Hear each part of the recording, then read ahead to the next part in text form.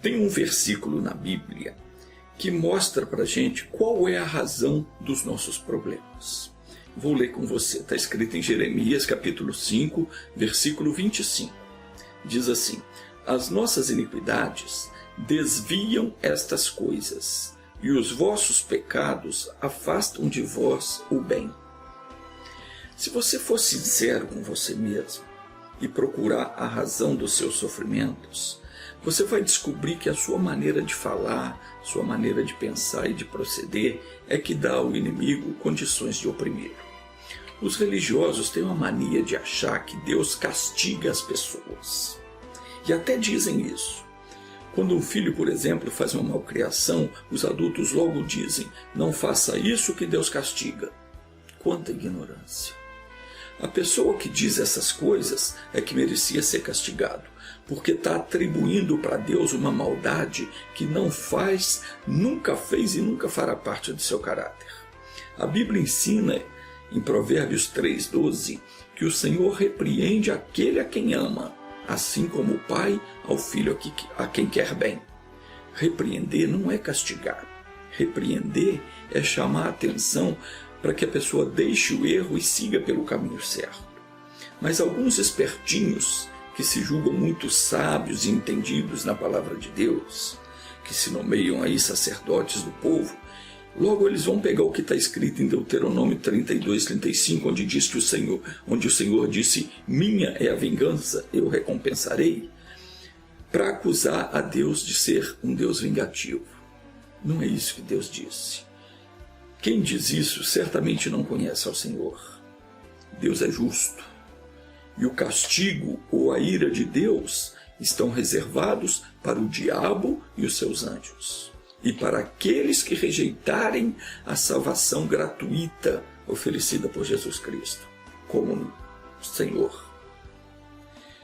Como afirmou Jesus em Mateus 25:41, está escrito assim: então dirá também aos que estiverem à sua esquerda: apartai-vos de mim, malditos, para o fogo eterno, preparado para o diabo e os seus anjos. Quem são esses malditos que estavam à esquerda de Jesus no dia? São aqueles que rejeitaram o dom gratuito de Deus, que é o perdão e a salvação. Estes, sim, vão ser lançados no lago de fogo e enxofre, que é a segunda morte.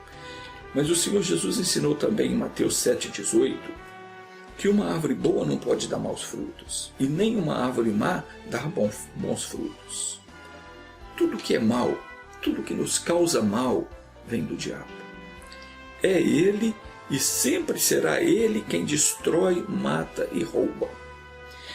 Do mesmo jeito que Satanás tentou Adão e Eva no paraíso, com as suas mentiras para afastá-lo do seu Criador, e assim fazer a sua destruidora obra, ele continua fazendo hoje, tentando afastar você do desejo de ler a Bíblia, de buscar conhecer o que Deus tem para você. Porque ele sabe que se você estiver armado com as palavras do Senhor, ele jamais vai conseguir te atingir com as suas maldades.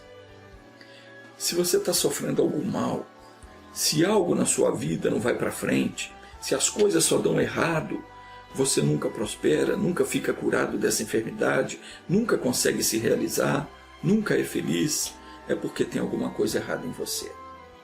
Tem uma carniça pendurada no seu pescoço, algo que cheira mal no mundo espiritual e que está impedindo você de ficar firme na presença de Deus.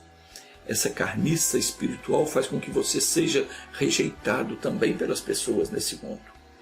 Você não consegue se dar bem com seus vizinhos, você não consegue um bom emprego, até com seus familiares você está sempre brigando, sempre em conflito, e consequentemente não consegue ser feliz em nenhum âmbito da sua vida. Em Lucas 15:8, Jesus disse: qual é a mulher que, tendo 10 dracmas e perdendo uma dracma, não acende a candeia e não varre a casa buscando com diligência até encontrá-la? Deixa eu explicar o que é dracma. Dracma era uma moeda grega. Na época de Jesus, essa moeda era usada também em muitos reinos do Oriente Médio. E ela tinha um peso aproximado de 3 ou 4 gramas. Era equivalente ao denário, que era a moeda romana na época ali, também aceita na região. Mas o que Jesus está dizendo aqui é o seguinte, vamos ler de novo. Qual é a mulher que, tendo 10 dracmas, isso quer dizer 10 moedas, perdendo uma, não acende a candeia, não acende a luz, e não varre a casa com atenção, com diligência, até encontrar? A dracma, nessa parábola de Jesus, representava algo de valor. Jesus está ensinando que quando uma pessoa perde algo de valor, ela precisa se esforçar para encontrar novamente aquilo que ela perdeu. Precisa ser diligente, precisa ser atenciosa, precisa varrer os 4 cantos do coração à procura daquilo aonde ela deixou aquilo escapar. Essa dracma pode ter um valor moral para você. Pode ter um valor físico. Pode ser uma doença. Pode ter um valor sentimental. Qual foi a dracma que você perdeu? Perdeu a felicidade no casamento? Perdeu a saúde? Perdeu a moral? Se entregou a coisas que não devia? Se você não varrer o seu aposento, isso é o seu coração, se você não esquadrinhar o seu coração para descobrir onde você escorregou, onde você errou, não procurar com diligência, você vai continuar pedindo a ajuda de Deus, vai continuar pedindo para ficar livre desse mal que está te atacando e não vai conseguir se libertar. Mas quando você entender o recado das Escrituras sobre o seu erro e se arrepender deles, então você vai conseguir força para deixar esse erro. Então as ações do inimigo na sua vida vão desaparecer. Só assim você vai ser plenamente livre, porque a liberdade ocorre quando a pessoa conhece a verdade. E isso só acontece quando você começa a dar ouvidos à palavra de Deus. Vamos voltar ao que disse Jeremias 5:25. Ele disse: as vossas iniquidades desviam estas coisas. Que coisas? A bênção de Deus. Deus está sempre mandando bênção para você, mas o seu pecado desvia essas coisas de você. Os vossos pecados afastam de vós o bem. É isso que está escrito. Por que você não vê o bem? Por que a sua vida não é uma maravilha? Porque os seus pecados estão afastando o bem de você. O que Jeremias apontou para a casa de Judá naquele tempo, isso acontece conosco nos dias de hoje. Nós temos aceitado as ofertas e sugestões do maligno. E o que o Senhor diz tem ficado em segundo plano. A gente pensa primeiro nas coisas que o mundo oferece, nas situações que o mundo provoca, nos cuidados das coisas do mundo. É isso que a gente dá atenção primeiro. E as coisas de Deus ficam para segundo plano. Ora, quem não se dobrar diante do Altíssimo, diante daquilo que Deus diz, quem não se dobrar, não se curvar diante do que Deus mostra para ele, através da pregação da palavra, além de ser uma pessoa insensata, vai pagar um preço alto. Porque quando Deus fala, aquele que é sábio aceita de pronto, de imediato, e desiste do seu erro, do seu mau caminho. Quem conhece a vontade de Deus e não faz, torna-se indesculpável. Examine-se. Veja se você tem sido fiel à pessoa com quem você começou a vida, à pessoa com quem você assumiu um compromisso. Se você está sendo infiel, você está aí se entregando ao maligno. Você tem que respeitar a Deus em primeiro lugar. Tem que respeitar a Deus quando você lidar nos seus negócios, nos seus desejos. Você tem que ser santo. Você tem que ter comunhão com Deus em cada decisão que você toma na vida. Procura conhecer o propósito do Pai para a sua vida. Empenhe-se, esforce-se em cumprir a vontade de Deus. Não deixa que nada do inimigo domine os seus pensamentos e as suas decisões. Então você vai experimentar o socorro de Deus. E a cada momento da sua vida, você vai poder contar com Ele. Uma coisa é certa: o Todo-Poderoso, o Santo Deus, não vai estar com você se você não andar com Ele.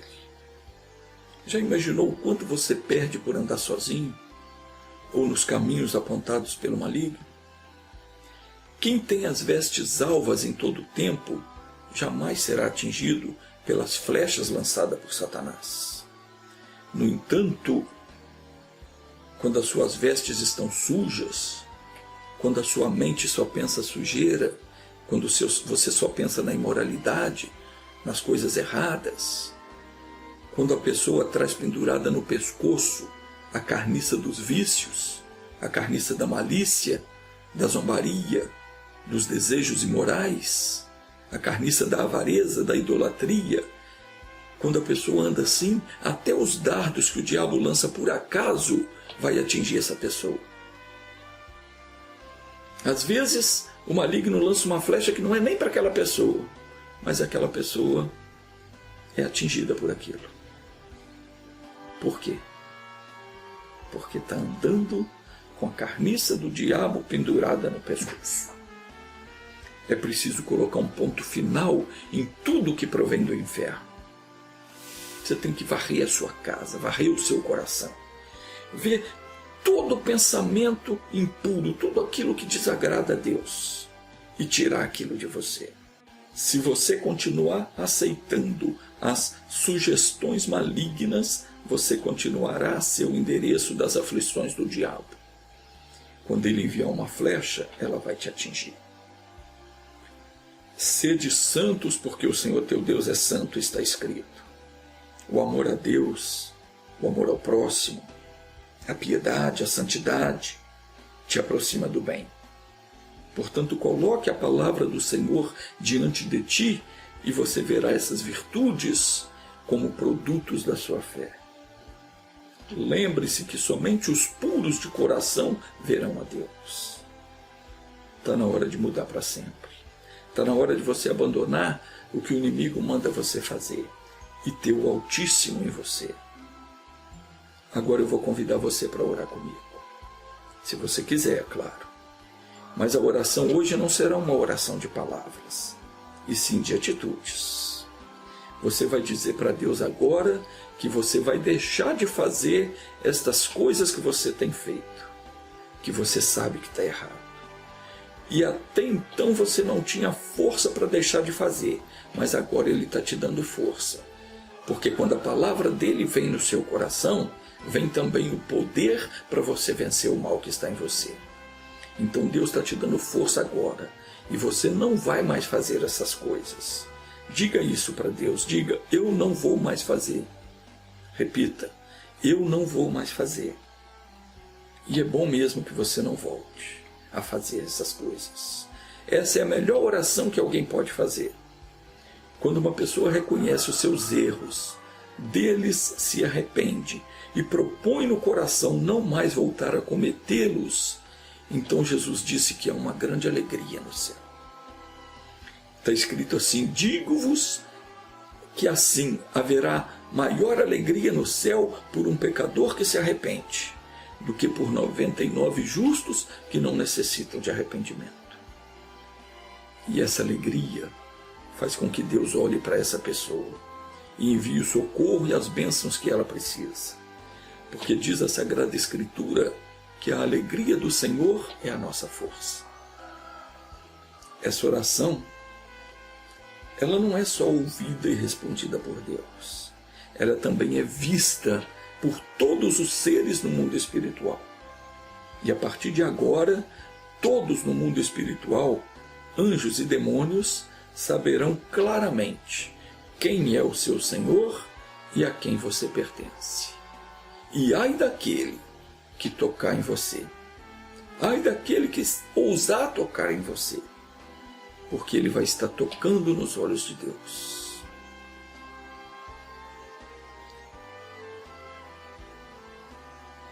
Até o nosso próximo encontro.